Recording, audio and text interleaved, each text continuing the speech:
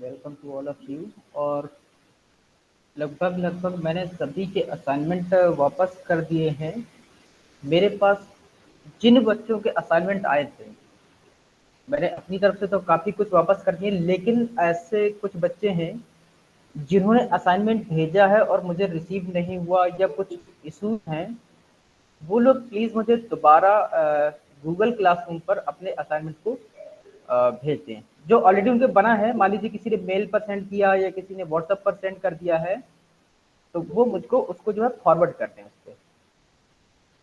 ऐसे में क्या होता है ना कि जो फिर मुझे अगर ग्रेडिंग करनी होती है ना, तो फिर अलग से ग्रेडिंग उसमें हो नहीं पाएगी, क्योंकि जिन्होंने मेल पर या व्हाट्सएप पर शेयर किया है तो उसमें ग्रेडिंग वाला सिस्टम नहीं है।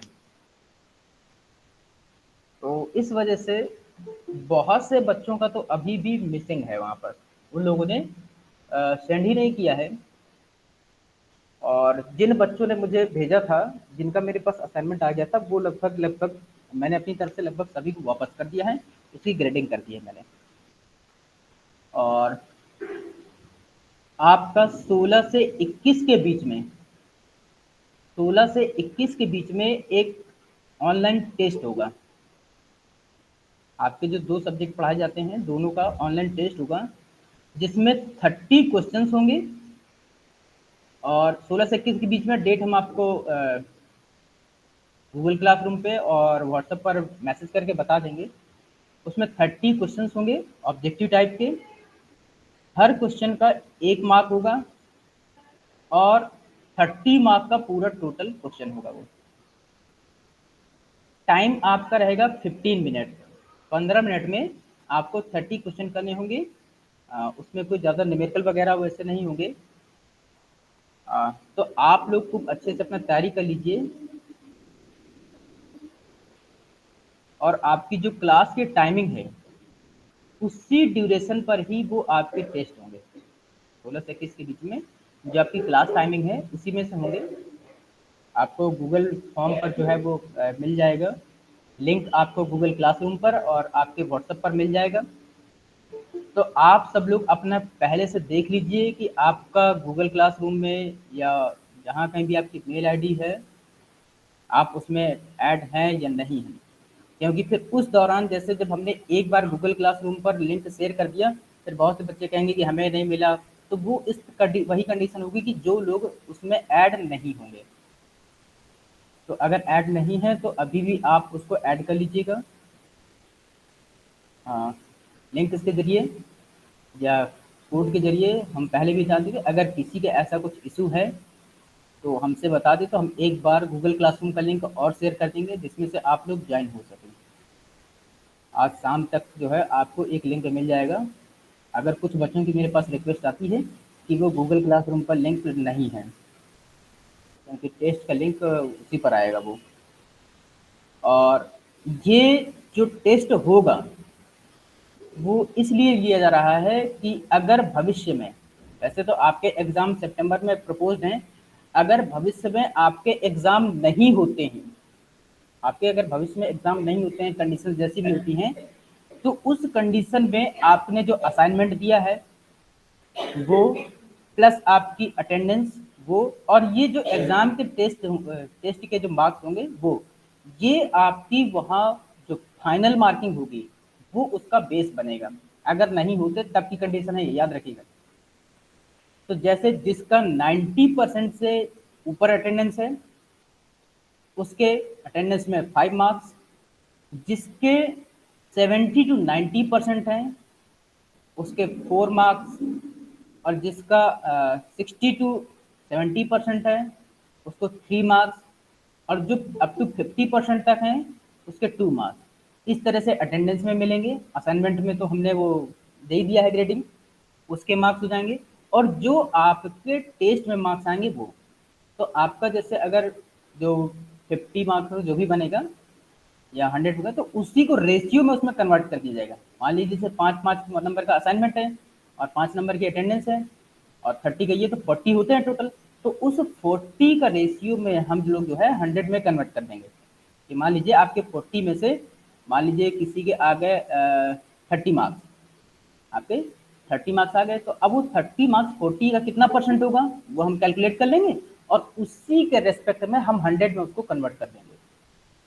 इस तरह का एक वो बेस हमारे पास होगा वो मार्किंग के लिए।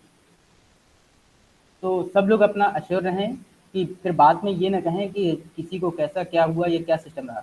हमने अपना सिस्टम बता दिया है, बाकी अब बाकी लोगों का जो हो तो आप देख लीजिएगा। हमारा मार्किंग का सिस्टम इस तरह से रहेगा। तो कोशिश कीजिएगा कि जितने लोगों ने अपना टेस्ट को मैक्सिमम लोग ज्वाइन कर सकें। और टेस्ट की टाइमिंग केवल 15 मिनट इसलिए रहेगी ताकि चूंकि ऑनलाइन है, गूगल फॉर्म से है, चीटिंग करने के लिए आपके पास टाइम ना हो। लेकिन क्वेश्चन भी इस तरह से रखे जाएंगे कि आपको पढ़ने और उसको टिक करने का टाइम रहेगा। तो आई थिंक 30 सेकंड बहुत हैं। तो आप उसमें पढ़ करके टिक कर दें, क्योंकि अगर आप गूगल खोल के सर्च करने बैठेंगे, देखिए इंटरनेट पे सारे ऑप्शंस मिल जाते हैं, आपको आंसर तो मिल ही जाएंगे। तो 15 मिनट के बाद वो ऑटोमेटिक आपका लेट में कंसीडर हो जाएगा और फिर उसकी इवेल्युएशन या मार्किंग नहीं होगी। फिर जो लोग 15 मिनट के बाद सबमिट करेंगे उसका इवेल्युएशन मार्किंग नहीं होगी। वो यहाँ पर ये लोग ये शिकायत ना करें कि हमारा नेटवर्क नहीं आ रहा था सर, हमारा इस तरह से नहीं हो रहा था। तो सबमिट करने से पहले एक चीज़ और बता दें कि जब भी आप सबमिट करेंगे तो उसमें एक कैप्चा कोड भी मांगेगा, जिसको आपको वेरीफाई करना होगा। आपको एक कैप्चा कोड आएगा जब आप टेस्ट को सबमिट करेंगे। तो किसी में हो सकता है आए, किसी में ना आए, वो आपका सिक्योरिटी पर्पज से होता है एक। तो कैप्चा कोड भी आपको उसी टाइम ड्यूरेशन में फिल करना है, ताकि बाद में ये ना हो कि सर हमारा ये नहीं हो पा रहा था। आप उस समय अपना नेटवर्क का इंतजाम कर लीजिए, जहाँ भी आपका नेटवर्क अच्छा आता हो तब आप वहाँ पर बैठिए, एग्ज़ाम दीजिए। इसके बाद फिर कोई कंप्लेन मत कीजिएगा। तो लेट्स स्टार्ट। आज हम लोग पढ़ेंगे decision making under risk criteria. Decision making under risk criteria. तो ये हमारा रिवीजन का 4th यूनिट है। रिस्क क्राइटेरिया में आपको क्या है कि आपके ऑर्गेनाइजेशन में जब रिस्क होता है तब उस कंडीशन में आपको कैसे इवेल्युएट करते हैं, आप कैसे इवेल्युएट करते हैं और कैसे डिसीजन लेते हैं, हम इस पर चर्चा करेंगे। तो चूंकि इसका कुछ थ्योरेटिकल पार्ट है, मैं उसको जल्दी बता देता हूँ, और इसका कुछ जो न्यूमेरिकल पार्ट है, जो इसका न्यूमेरिकल पार्ट है वो हम इस पर थोड़ा सा फोकस करेंगे। ठीक। So here we drew a distinction between risk and uncertainty. Recall that risk is characterized as a state in which the decision maker has only imperfect information about the decision environment. जैसे क्या है कि जब decision maker क्या होता है, उसके पास information नहीं होती है, उसके पास इंफॉर्मेशन नहीं होती, इम्परफेक्ट इंफॉर्मेशन या आधी अधूरी इंफॉर्मेशन जानकारी होती है, और उस कंडीशन में उसको डिसीजन लेने पड़ते हैं। जब डिसीजन मेकर के पास आधी अधूरी जानकारी हो और उस कंडीशन में उसको डिसीजन लेने पड़ते हैं, तो वो कहलाती है risk condition. For example, the impact of all the available alternative.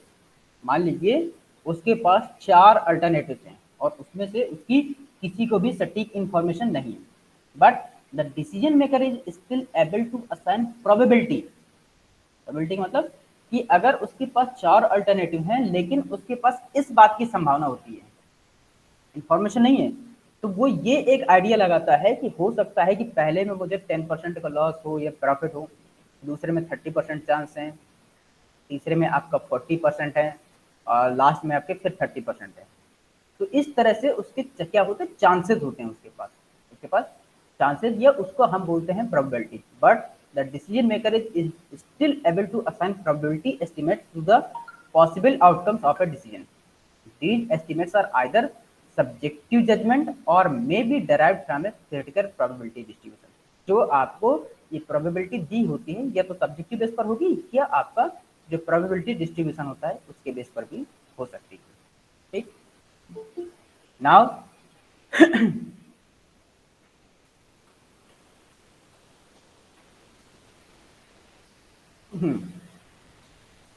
अब बात करते हैं uncertainty. Uncertainty refers to a state in which the decision maker lacks even the information to assign subjective probability। Risk में क्या था, उसके पास probability assign करने का चांस था। रिस्क में उसके पास प्रोबेबिलिटी असाइन करने का, या तो थ्योरेटिकल डिस्ट्रीब्यूशन से या आपका सब्जेक्टिव तरीके से। लेकिन in the case of uncertainty, जब उसके पास अनसर्टेनिटी होती है तो उसमें क्या होता है, उसमें उसके पास कोई इंफॉर्मेशन तो होती नहीं, साथ में ही उसके पास इस बात की भी कमी होती है कि वो उसको प्रोबेबिलिटी भी असाइन कर सके। उस केस में वो प्रोबेबिलिटी भी असाइन नहीं कर सकता।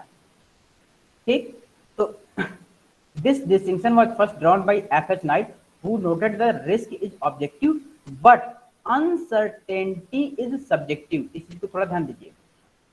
जब एफ.एच. नाइट ने इस चीज को अलग किया था, इसमें डिफरेंस किया था, उसमें अंतर बताया था कि रिस्क और अनसर्टेनिटी में क्या होता है। जो रिस्क होता है वो क्या है, आपका ऑब्जेक्टिव है। रिस्क है आपका ऑब्जेक्टिव नेचर का है, और आपका जो अनसर्टेनिटी है वो सब्जेक्टिव नेचर का है। दीपक कुछ पूछना चाहते हो?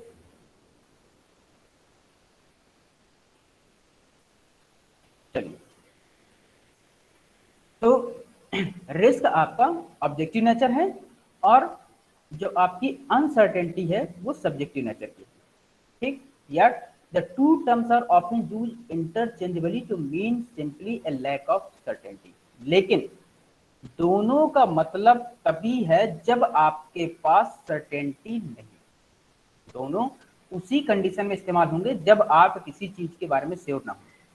ठीक है ना, अनसर्टेनिटी में भी सर्टेनिटी की कमी होती है और रिस्क में भी आपकी सर्टेनिटी की कमी होती है। उसका रिस्क में क्या होगा कि आपके पास उसमें चांसेस होते हैं, लेकिन आपके पास अनसर्टेनिटी में आपके पास सब्जेक्टिव प्रोबेबिलिटी वो भी नहीं होती।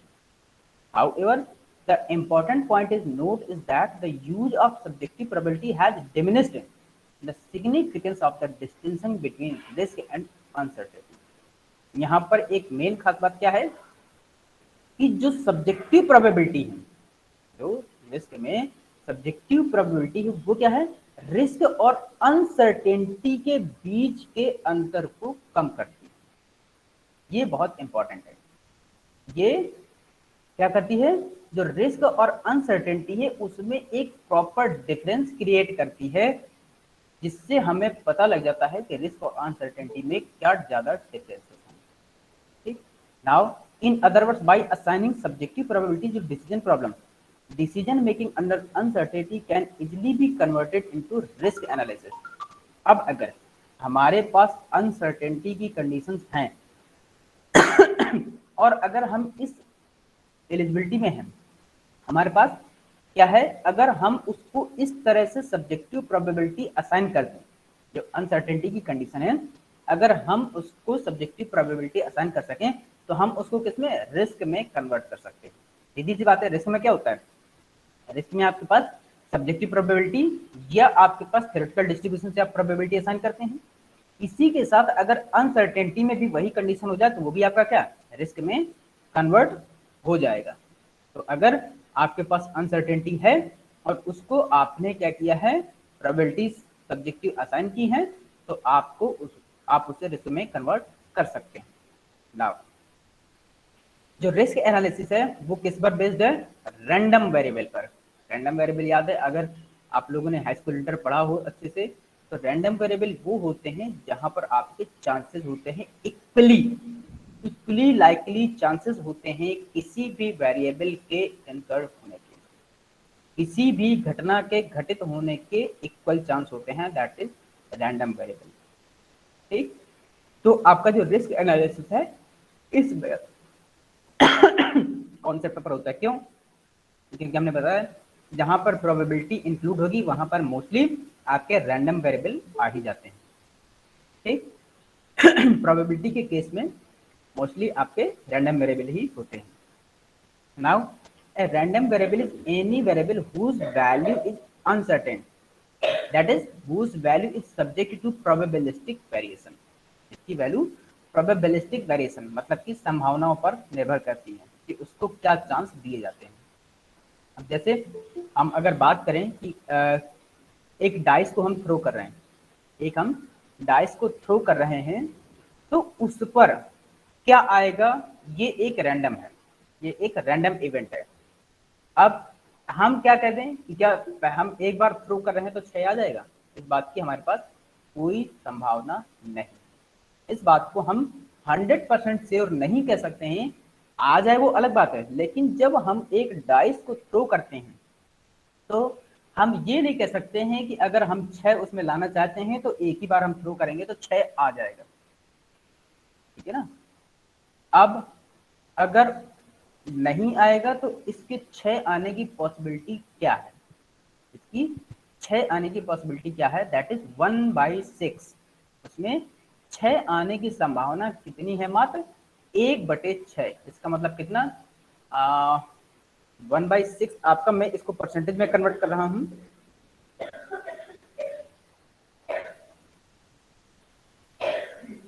1/6, तो इट विल बी लगभग 16.67%। 16.67% चांसेस हैं कि आपका जो डाइस जब फेंकेंगे उसमें से 6 आ जाए। और ये केवल 6 आने के नहीं है, आप जो भी लाना चाहते हैं, चाहे 1 हो, चाहे 2 हो, चाहे 3 हो, चाहे 4 हो, चाहे 5 हो, उसमें से सबके आने के इक्वल चांस हैं। अगर आप एक हैं तो उसके भी परसेंटेज 16.67, दो के भी परसेंटेज 16.67, सबके आने के इक्वल चांस हैं। तो फॉर एग्जाम्पल यहाँ पर लिखा हुआ है, when one roll a dice the number that comes up is a random variable। ऊपर जो भी आएगा वो एक रैंडम, आपको पता नहीं है, वो अनसर्टेन है, कुछ भी आ सकता है, 1 2 3 4 5 6, ठीक है ना। दूसरा example, the price of tea next week में also be random owing to unforeseen shift in supply and demand. हो सकता है, मान लीजिए अगर हम अब इसको बिजनेस के टर्म से थोड़ा जोड़ें, तो चाय की कीमत हो सकता है अगले हफ्ते बढ़ जाए डिमांड या सप्लाई के हिसाब से, या घट जाए डिमांड या सप्लाई के हिसाब से। जो चाय की कीमत है अगले हफ्ते घट या बढ़ सकती है जैसे कि सप्लाई या डिमांड हो, ठीक। Now the values of for that a random variable can assume may not be equally likely, that is equiprobable events। अब जो रैंडम वेरिएबल है इसकी जो क्या है, कैन एज्यूम में नॉट बी, हम इसको अपनी तरफ से इक्वली लाइकली नहीं कह सकते या इक्वी प्रोबेबल इवेंट्स नहीं हो सकते। For this reason it is necessary to look at the probability distribution of the random variable which is a listing of the possible outcomes with the associated probability those outcomes। तो हम क्या करते हैं, हमारे पास जितनी भी इवेंट्स होंगी, हमारे पास जितनी भी इवेंट्स होंगी, हम उन सबको इसमें प्रोबेबिलिटी एसोसिएट कर देते हैं। हमारे पास जितने भी पॉसिबल आउटकम्स होते हैं, जितने भी आने के चांसेस होते हैं, हम सबको क्या करते हैं, प्रोबेबिलिटी असाइन कर देते हैं। एग्जाम्पल के तौर पर देखिए, यहाँ पर एक दिया हुआ है एक्सपेक्टेड वैल्यू हम निकाल रहे हैं। क्या, an important characteristics of a random variable is its expected value or mean। इसकी क्या है, मीन, एक्सपेक्टेड वैल्यू। याद रखिएगा, अगर इसका न्यूमेरिकल आता है तो आपकी कैलकुलेशन स्ट्रांग होनी चाहिए, आपकी कैलकुलेशन स्ट्रांग होनी चाहिए कि आप इसका क्विक आंसर दे पाए। जैसे अगर हम पूछे उसमें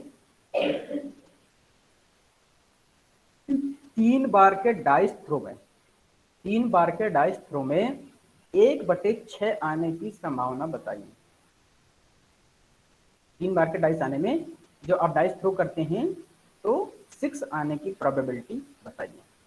तो अगर आपका कैलकुलेशन स्ट्रांग होगा तो क्या होगा, आप जल्दी निकाल देंगे। अगर कैलकुलेशन स्ट्रांग नहीं होगा तो फिर आप कंफ्यूज। एक तो पहली बात आपको यही आना चाहिए कि आप इसको कैसे निकालेंगे, ठीक है ना। तो जब हम प्रोबेबिलिटी के क्वेश्चन अगर एक एक नंबर में पूछेंगे, तो आप जैसे 30 सेकंड का है क्वेश्चन, आप 30 सेकंड आपके पास टाइम है, तो आपको क्या है, 3 बार जब डाइस थ्रो करेंगे तो 3 बार के चांसेस आपके टोटल आउटकम कितने हो सकते हैं, आपको तो पहले ये पता होना चाहिए। फिर उसमें से आपको 6 आए, ये तो मतलब कि आपके फेवरेबल आउटकम हो गए और डिवाइडेड बाई आपके टोटल आउटकम हो गए, तो जो भी आएगा वो आपका हो जाएगा। लेकिन अगर आपको ये चीज़ पता नहीं है तो फिर आप नहीं निकाल पाएंगे, ठीक। तो इस तरह से कैलकुलेशन आपकी थोड़ा सा स्ट्रांग होनी चाहिए, याद रखिएगा। यहाँ पर देखिए, an important characteristics of random variable is it's expected value और मीन, ठीक है ना। हम यहाँ पर एक जो डाइस होती है उसी का एक मीन वैल्यू निकाल रहे हैं। Recall that the expected value is a weighted average of the possible outcomes. ये एक्सपेक्टेड वैल्यू, ये मीन क्या है, ये आपके जो पॉसिबल आउटकम्स हैं उनका वेटेड एवरेज है। वेटेड एवरेज अगर आपने स्टैटिस्टिक पढ़ी हो तो उसमें कैसे निकालते हैं, x1 W1 plus x2 W2 upon x2 W3। मतलब कि कोई जो नंबर होता है उसका वेट कितना होता है, उसका मल्टीप्लाई करते, जितने भी इस तरह से होते हैं सबको आप मल्टीप्लाई करके ऐड कर देते हैं और डिवाइडेड बाय जो टोटल वेट होता है आप उससे क्या करते हैं, डिवाइड कर देते हैं। ऐसे करते हैं ना। तो ये आपका वेटेड एवरेज है, where the weights are the objective probabilities of possible outcome. अब देखिए यहाँ पर हम एक एक्सपेक्टेड वैल्यू निकाल रहे हैं, क्या, इस बात के लिए कि हम एक फेयर डाइस को रोल कर रहे हैं।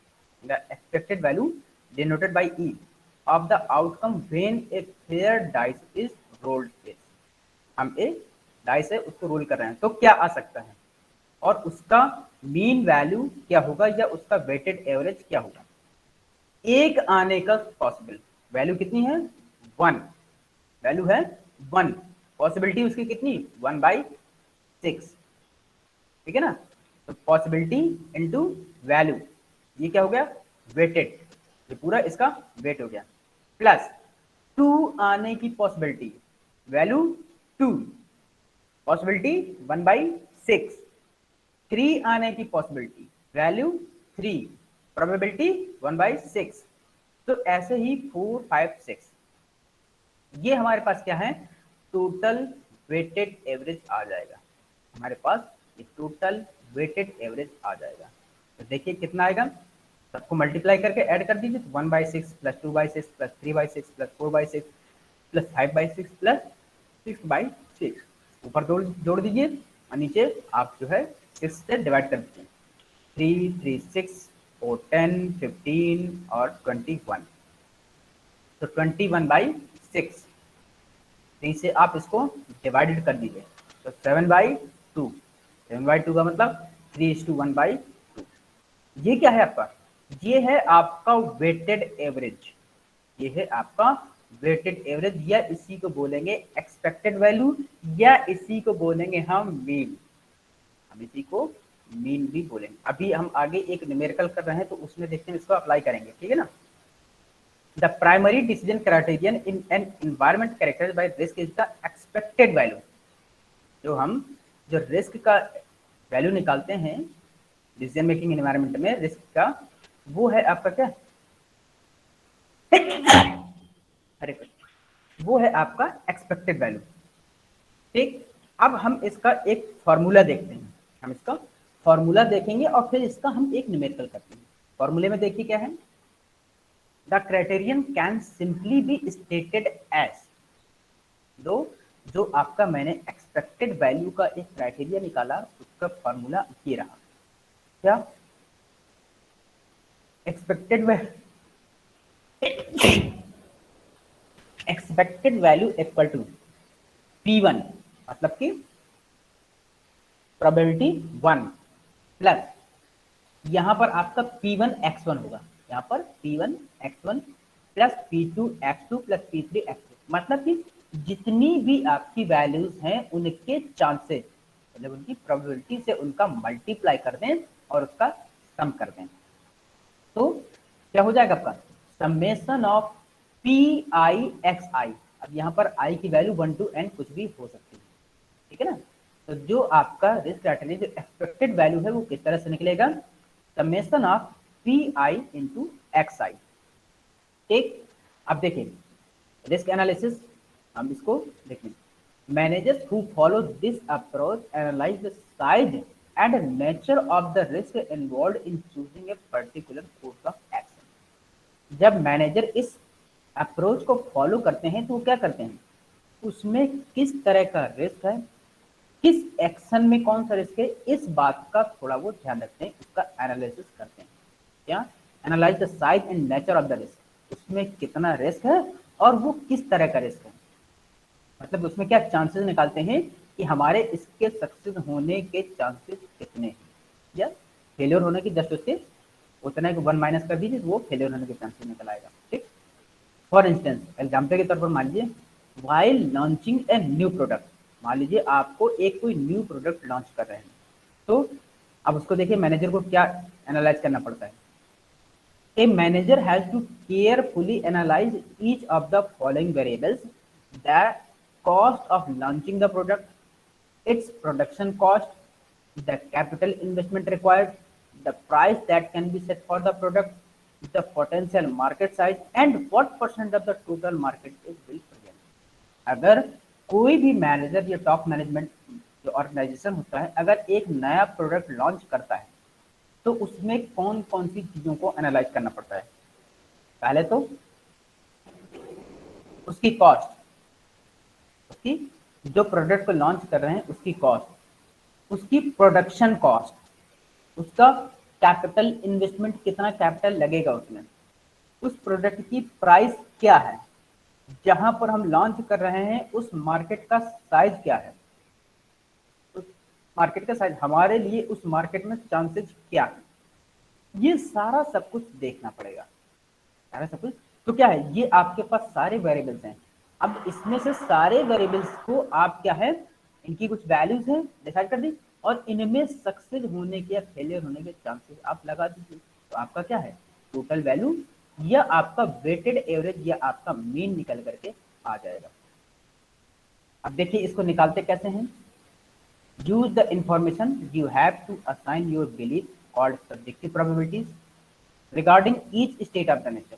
जितने भी आपके स्टेट ऑफ नेचर है, मतलब कि जितने भी आपके पॉसिबिलिटी कंडीशन है, जितने भी कंडीशन है उनको क्या करना है, आपको प्रोबेबिलिटी असाइन कर देनी है, आपको उनको प्रोबेबिलिटी असाइन कर देनी है। ईच एक्शन हैज ए पे of associated with each state of nature.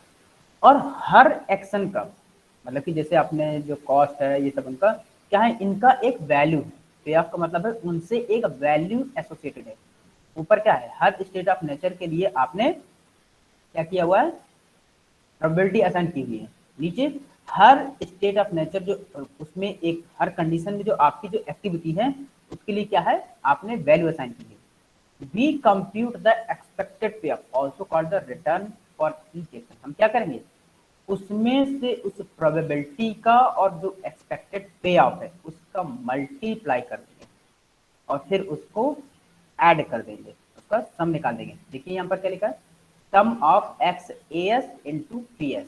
P S का मतलब होता है probability of state of nature और एक्स ए एस का मतलब है जो आपका एक्शन है उसका पे ऑफ, उसका पे ऑफ उस स्टेट ऑफ नेचर में उस एक्शन का पे of. Now we accept the principle that we should minimize or maximize the expected payoff। अब हमें क्या है, अब हमें ये निकालना है कि जो मिनिमाइज या मैक्सिमाइज जो भी आता है। Now execute the action with minimise और मैक्सिमाइज। तो हम देखिए अगला जो एक एग्जांपल ले रहे हैं उसी के कैलकुलेशन से ले रहे हैं। देखिए हमारे पास 5 स्टेट ऑफ नेचर है। If the decision maker analyses the expected value of each of the action, he arrives at the decision to select the option which is having the highest expected value। अगर वो decision लेता है, analyse expected value को क्या करता है, analyse करता है जो डिफरेंट डिफरेंट उसके पास कोर्स ऑफ एक्शन है। तो he arrives at the decision to select the option. तो क्या करेगा, जिसमें अगर प्रॉफिट के लिए वो कैलकुलेट कर रहा है तो जिसमें सबसे ज्यादा हाईएस्ट एक्सपेक्टेड वैल्यू होगी वो उसको क्या करेगा, सेलेक्ट करेगा। यहाँ पर देखिए S1, S2, S3, S4, S5 ये क्या है, आपके स्टेट ऑफ नेचर। ये क्या है, स्टेट ऑफ नेचर का मतलब कि डिफरेंट डिफरेंट कंडीशंस हैं। These are the different conditions, ठीक। और इन डिफरेंट कंडीशंस में ये है, जैसे जो पहली एक्टिविटी अगर फर्स्ट कंडीशन में करते हैं तो आपको उसका जो पे ऑफ है 500 रुपये, दूसरे में भी 500, तीसरे में भी 500, चौथे में भी 500, पांचवें में भी 500, ठीक। जो दूसरी कंडीशन है, जो दूसरी कंडीशन है, पहली कंडीशन में उसका पे ऑफ 200 है और लास्ट की जो कंडीशन है उसमें 550 है। जो तीसरा एक्शन है, जो तीसरी एक्टिविटी है उसमें फर्स्ट वाली स्टेट ऑफ नेचर पहली फर्स्ट कंडीशन में आपका -100 है, दूसरे में आपका 250 है और तीसरे चौथे पांचवें में आपका 600 है। तो ये क्या है, आपके पे ऑफ दिए हुए हैं डिफरेंट डिफरेंट। आपके पास S1, S2, S3, S4 ये डिफरेंट स्टेट ऑफ नेचर, ये आप कंडीशन कह लीजिए और ये एक्टिविटीज हैं, उन एक्टिविटीज का different different state of nature या कंडीशन में पे ऑफ दिया हुआ है, ये आपका पे ऑफ दिया हुआ है। आगे देखते हैं। अब हमें क्या करना है, जो अलग अलग स्टेट ऑफ नेचर हैं उनकी प्रोबेबिलिटीज दी हुई है, जो अलग अलग स्टेट ऑफ नेचर है उनकी प्रोबेबिलिटीज दी हुई है। जैसे S1 में, S1 की प्रोबेबिलिटी है कितनी, 0.13, 0.13। S2 की प्रोबेबिलिटी है 0.25, S3 की प्रोबेबिलिटी है 0.30, S4 की प्रोबेबिलिटी है 0.22 और S5 की प्रोबेबिलिटी है 0.10। याद रखिएगा, जब भी कभी अगर आपकी प्रोबेबिलिटी दी हो, अगर आपकी प्रोबेबिलिटी दी हो तो उनका सम जो है पूरा कितना 1 के इक्वल होना चाहिए, उसका सम पूरा 1 के इक्वल होना चाहिए 100%, ठीक है ना। यहाँ पर देखिए S1 में 0.13, 0.25, 0.30, 0.22 और 0.10 ऐड करेंगे तो इस सबकी पूरी टोटल वैल्यू 1 आएगी। देखिए 3, 5, 8 to 10, इसकी 0 रखेंगे डिजिट फर्स्ट यूनिट और इसका कैरी कितना आएगा 1, ठीक। अब इस 1 कैरी को हम ऐड कर रहे हैं 1, 1, 2, 2, 4, 4, 3, 7, 7, 2, 9 और 9, 1, 10, ठीक। तो आपका 10 आएगा, तो ये क्या 1, 0, 0 आ जाएगा, डेसिमल 2 पॉइंट बाद तो कितना 1 आ जाएगा, ये मतलब कि टोटल 100%। ये आपका वैल्यू की प्रोबेबिलिटी की हमेशा 1 होनी चाहिए, याद रखिएगा, ठीक है ना। अब जो इसकी वैल्यू है हम इसको थोड़ा ऊपर से निकाल रहे हैं। कैसे, ये जो हमारे पास प्रोबेबिलिटी दी है 0.13, ये कहाँ से, हम इसके ऊपर वाली टेबल देखते हैं, ये इनकी हम डिफरेंट डिफरेंट ये लिखते हैं। जैसे 0.13 है, 0.13 इंटू 500, ठीक। फिर plus 0.25 into 500, 0.30 into 500, 0.22 into 500, 0.10 into 500। तो इसमें से जो आपका A1 का एक्सपेक्टेड वैल्यू आएगी वो आएगी 500। इसको जरा मैं आपको कैलकुलेट करके दिखाता हूँ, स्क्रीन शेयर में पूरा फुल कर रहा हूँ।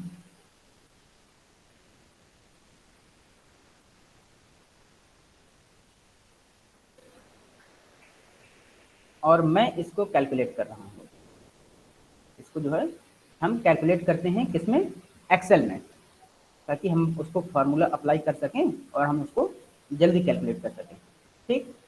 तो मैं यहाँ पर लिखता हूँ 500 इंटू 0.13 प्लस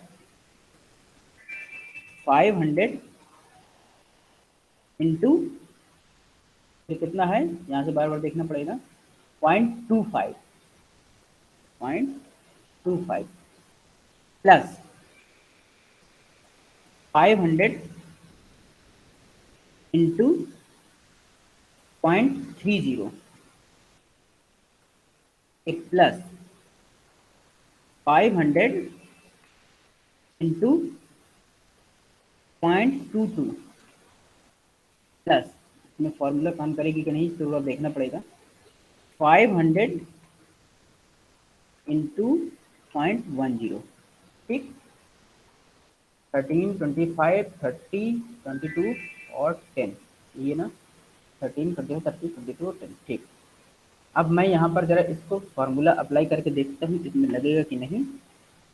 ये मैंने किया और इसको यहाँ से एंटर कर दिया, ये देखिए ये आपका आ गया 500, ये आपका आ गया 500, ठीक। एक और हम दिखा देते हैं, एक और कैलकुलेशन कर लेते हैं, उसके बाद आपको सारी ये चीजें क्लियर हो जाएंगी। S2 वाले में देख लेते हैं, ये A2 एक्शन का हमारे पास कितना एक्सपेक्टेड वैल्यू आ रही है, तो ठीक हमें इसकी वैल्यूज देखनी पड़ेंगी कहाँ से, टेबल से। पहले में कितना है 200, तो 200 इंटू 0.13 प्लस कितना 550 है सर, हाँ 550, बात के सारी 550, तो 550 और इंटू कितना है ये टेबल ये वाली है, इसमें है 0.25, 0.25, फिर plus 550 into 0.30 plus 550 into 0.22 plus 550 into 0.10, ये आ गया। ठीक, ये हमारे पास आ गया 1 2 3 4 5 6। मैं यहाँ पर इसको इक्वल टू लगा करके फॉर्मूला अप्लाई कर देता हूँ और देखते हैं जरा इसकी क्या वैल्यू आती है। दैट इज, ये देखिए, इसका मैं थोड़ा सा अभी इस और बड़ा कर देता हूँ। 504.5 आपका ये आ गया 504.5। ठीक, ये देखिए आ गया यहाँ पर आपका 504.5। ऐसे ही आपके एक्शन 3 के लिए 421, एक्शन 4 के लिए आपका 233.50 और एक्शन 5 के लिए आपका माइनस का 331.50। तो अब यहाँ पर देखिए, अगर हम प्रॉफिट के लिए इसको कैलकुलेट कर रहे हैं तो हम कौन सा एक्शन सेलेक्ट करेंगे? A2। हम यहाँ पर जो सेलेक्ट एक्शन A2 है वो सेलेक्ट करेंगे। क्यों? क्योंकि यहाँ पर हमारे पास सबसे मैक्सिमम पे ऑफ हो रहा है। देखिएगा यहाँ पर, however the difficulty with the expected value criteria that on the basis of it one cannot always make an ambiguous decision. If, for instance, the probabilities or the payoff were changed such that A2 and A3 had the same expected value of rupees 504.50। अभी तो हमारे पास यहाँ पर क्या है कि हमारे पास A2 जो एक्शन है उसका आ गया है 504.50। ठीक, अब अगर हमें अभी यहाँ पर सीधा सीधा दिख रहा है कि हम एक्शन A2 को सेलेक्ट कर सकते हैं। अगर कभी मान लीजिए कि इस तरह से हो जाए कि 2 एक्शन ऐसे हैं या 3 एक्शन ऐसे हैं जिनकी सेम वैल्यू आ जाए, यहाँ पर जैसे देखा है, मान लीजिए so that A2 and A3 have the same expected value, कितना? 504.50। It would be difficult for the decision maker. तो ये डिसीजन मेकर के लिए क्या, बहुत ज्यादा टफ हो जाएगा क्या, कि इसमें हमें कौन सा सेलेक्ट करना है। उस कंडीशन में हम क्या देखेंगे? It would be difficult to measure the degree of risk associated with each action and thus arrive at a clear cut decision। तो उस सिचुएशन में हमको क्या है, बहुत ज़्यादा दिक्कत हो जाती है सेलेक्ट करने में। तो हमें क्या करना पड़ेगा? हमें इसके साथ साथ रिस्क को भी मेजर करना पड़ेगा। हमें इसके साथ साथ रिस्क को भी निकालना पड़ेगा कि मान लीजिए कि 2 हैं, A2 और A3, दोनों में आपका जो एक्सपेक्टेड पे ऑफ है वो आ रहा है 504.50, 504.50। तो अब आप किसको सेलेक्ट करेंगे? दोनों बराबर है। तो अब इस कंडीशन में आपको क्या देखना पड़ेगा? रिस्क। आप जो है रिस्क निकालेंगे कि रिस्क किस में ज्यादा है, A2 में या A1 में। ठीक है ना?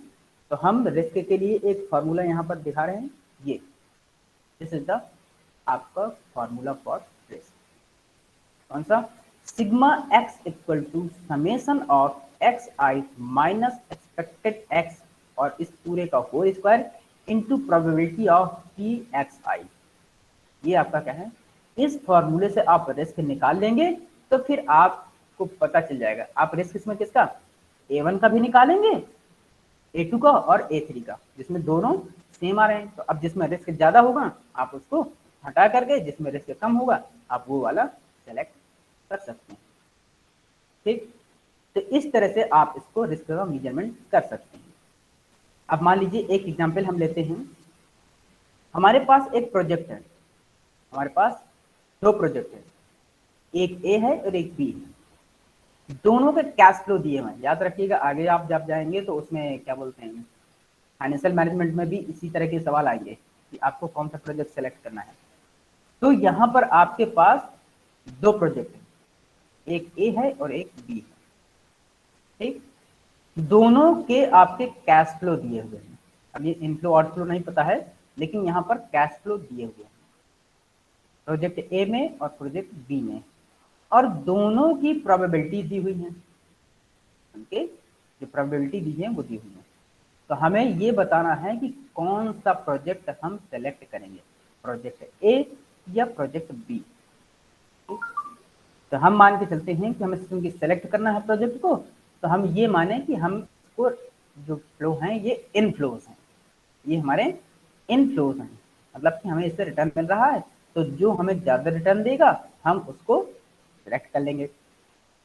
तो हम क्या करेंगे, प्रोबेबिलिटी से मल्टीप्लाई करके इन दोनों की एक्सपेक्टेड वैल्यू निकाल लेते हैं। यहाँ पर देखिए 2000 इंटू 0.10 तो 200, और 2500 इंटू 0.10 तो 250। हमने क्या किया, इस तरह से प्रोबेबिलिटी से मल्टीप्लाई करके दोनों की एक्सपेक्टेड वैल्यूज निकाली, ए और बी की।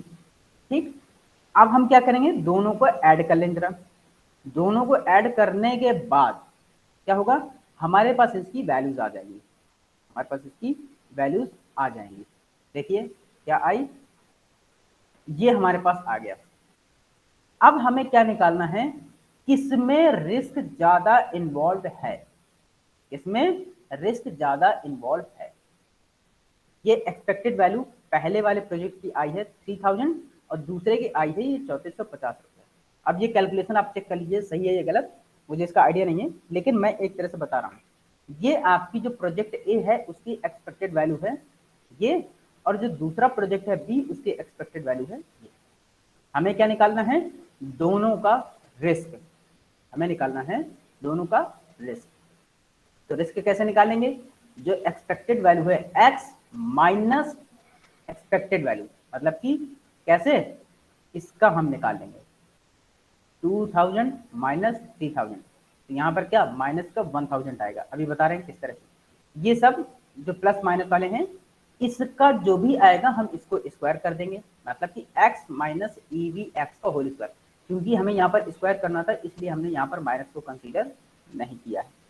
ठीक है ना, तो यहाँ पर देखिए 1000 का स्क्वायर 10 लाख 1 मिलियन, फिर 500 का, फिर 0 का, फिर ये हमने क्या किया x minus EVX expected value का इसको होल स्क्वायर को निकाल लिया। प्रोबेबिलिटी सबकी दी हुई है, इसका क्या करेंगे, प्रोबेबिलिटी से मल्टीप्लाई कर देंगे। अब मैं जरा आपको पीछे दिखा रहा हूँ, ये रहा आपका रिस्क का फॉर्मूला, क्या है x माइनस एक्सपेक्टेड x इसका whole square into probability of xi। ठीक, तो यहाँ पर देखिए हमने क्या किया, x माइनस EVX निकाला उसका होल स्क्वायर और फिर ये PXI से हमने इसका मल्टीप्लाई कर दिया, तो ये हमारे पास आ रही है सिग्मा स्क्वायर की वैल्यू कितनी 3 लाख, और यहाँ पर सिग्मा स्क्वायर की वैल्यू 10 लाख कितना, ये कुछ ज़्यादा ही आ रही है जो भी आ रही है। ठीक, 1,02,22,500 ये आपकी इसकी वैल्यू आ रही है। अब आपको क्या करना है, दोनों का स्क्वायर रूट निकाल देना है, दोनों का स्क्वायर रूट निकाल देना है, स्क्वायर रूट निकाल लेंगे। तो देखिए एक का आ रहा है 547.7 प्रोजेक्ट ए का, और प्रोजेक्ट बी का आ रहा है 3197.3। ठीक, ये क्या है आपका रिस्क का, ये आ रहा है आपका डेविएशन। अब यहाँ पर देखिए thus the project B has a higher EMV but it is risky, आपका प्रोजेक्ट है उसकी जो एक्सपेक्टेड मॉनेटरी वैल्यू है वो ज्यादा आ रही है, लेकिन आपका उसमें रिस्क भी ज्यादा है, उसका रिस्क भी ज्यादा है। और ए में क्या है, ए में आपका एक्सपेक्टेड कम है लेकिन उसमें रिटर्न भी कम है, उसमें एक्सपेक्टेड कम है और रिस्क भी कम है। तो यहाँ पर even if the returns from project B are higher on average than that of A, the former exhibits greater variability, hence it involves more risky. अब यहाँ पर अब आपको सेलेक्ट करना है कि आपको ज्यादा रिस्की प्रोजेक्ट सेलेक्ट करना है या आपका कम रिस्की प्रोजेक्ट सेलेक्ट करना है। ठीक, तो फिर इस केस में क्या है, आप चाहें तो फिर क्या और इसका कोफिशिएंट ऑफ वेरिएशन भी निकाल सकते हैं।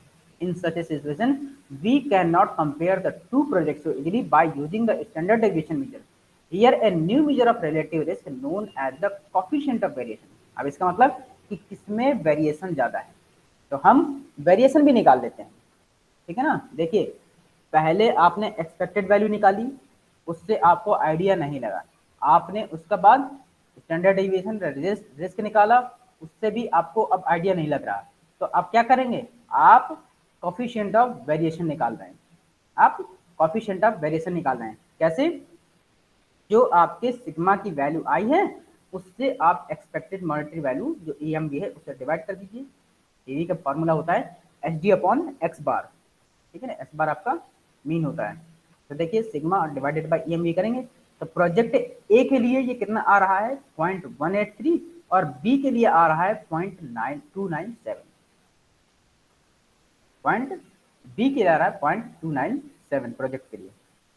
मतलब कि जो प्रोजेक्ट बी है उसमें वेरिएबिलिटी ज्यादा है, मतलब उसमें वेरिएबिलिटी ज्यादा है और प्रोजेक्ट ए में वेरिएबिलिटी कम है, इसमें वेरिएशन कम है प्रोजेक्ट ए में। तो आप फिर क्या है, इसका मतलब कि जो बी है वो ज़्यादा रिस्की है प्रोजेक्ट ए की तुलना में और उसका रिटर्न भी है, तो आप फिर प्रोजेक्ट ए को चाहें तो आप सेलेक्ट कर सकते हैं। ठीक, तो आप इस तरह से जो आपका डिसीजन मेकिंग है रिस्क क्राइटेरिया के अंदर इस तरह से आप निकाल सकते हैं। अब अगर यहां तक किसी को कोई प्रॉब्लम हो तो पूछ सकता है।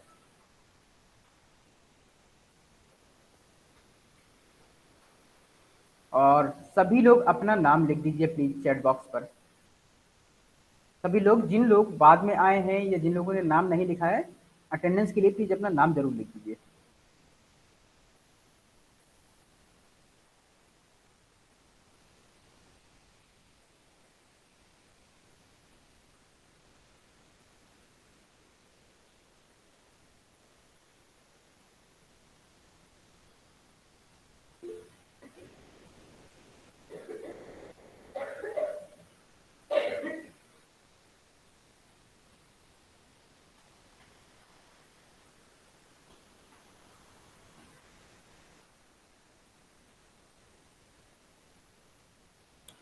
जिन लोगों ने असाइनमेंट सबमिट किया है, ग्रेडिंग नहीं हुई है उनकी, वो प्लीज एक बार अपना गूगल क्लासरूम में चेक कर लें कि उन्होंने प्रॉपर भेजा है या नहीं भेजा, क्योंकि जितने मुझे मिल गए हैं मैंने सब चेक कर दिए हैं। किसी का अगर कोई इशू हो तो गूगल क्लासरूम पर मुझे अपना कमेंट करके बता सकते हैं।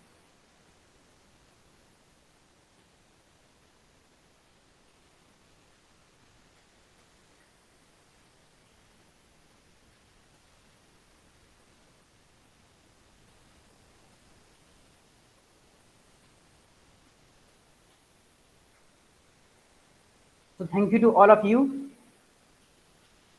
See you on next term.